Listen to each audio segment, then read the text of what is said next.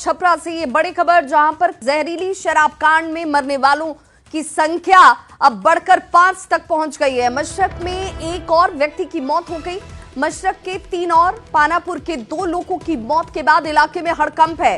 जब से मैं बिहार आया हूँ, गांव में गया हूँ, मैं घूमकर जो देखा मैंने, उसके आधार पर कह रहा हूँ कि बिहार में शराबबंदी कहीं लागू है ही नहीं। ये तो शराबबंदी सिर्फ सरकारी फाइलों में, नेताओं के भाषणों में लागू है। शराबबंदी के नाम पे शराब की दुकानें बंद की गई हैं, घर घर शराब बिक रही है। इसी छपरा में 1.5 साल पहले करीब 70 से ज्यादा लोगों की दुखद मृत्यु हुई थी। कोई बिहार का ऐसा जिला नहीं है, कोई ऐसा पंचायत नहीं है जहां पर जहरीली शराब से लोगों की मृत्यु नहीं हुई है। कुछ रिपोर्टेड हैं, बहुत घटनाओं का रिपोर्ट भी नहीं हुआ है। मृत्यु जब एकदम एक तरह से एक्सट्रीम घटना है, लेकिन सामान्यतः जो घटिया क्वालिटी की शराब है, जो शराब माफिया जहरीली शराब या गलत शराब जो बेच रहे हैं ये लोग, इसके पीने से लोगों के स्वास्थ्य पर, उनके लिवर पे जो असर हो रहा है, इसकी तो कोई चर्चा ही नहीं हो रही है। ये जो घर घर बिकने वाली शराब है, कहीं ना कहीं बिहार की सरकार को ये समझना होगा कि आप शराबबंदी के नाम पर दुकान बंद किए हुए हैं, हर घर में शराब बिक रही है और जहरीली और गलत शराब बिक रही है।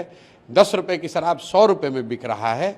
और ये सारा कुछ का फ़ायदा किसको हो रहा है? फ़ायदा यहाँ के भ्रष्ट अधिकारियों को हो रहा है, यहाँ के भ्रष्ट नेताओं को हो रहा है।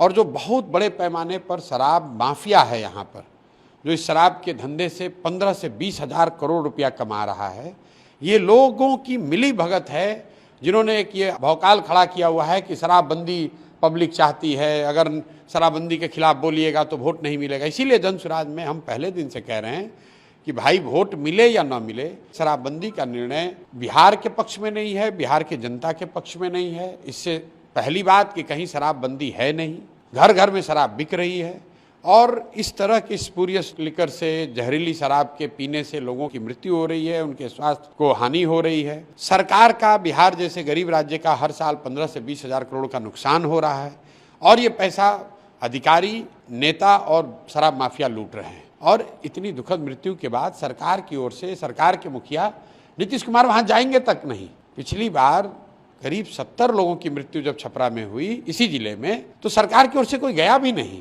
कोई अधिकारी जाएगा, खाना पूर्ति करेंगे, फिर वही बात हो जाएगी। पूर्वी चंपारण में घटना हुई है, कोई बिहार का जिला नहीं है जहां ये घटना नहीं हुई है। सरकार में जो लोग हैं, जो भ्रष्टाचार से इसके जरिए पैसा कमा रहे हैं, उन पर लगाम लगाने का एक ही तरीका है, इस फर्जी शराबबंदी के कानून को हटाया जाए। शराब अगर बिकना है तो उसको रेगुलेटेड तरीके से बेचा जाए, ताकि कम से कम लोग गलत शराब ना पिए, किसी की मृत्यु ना हो और शराब माफिया को रोका जा सके।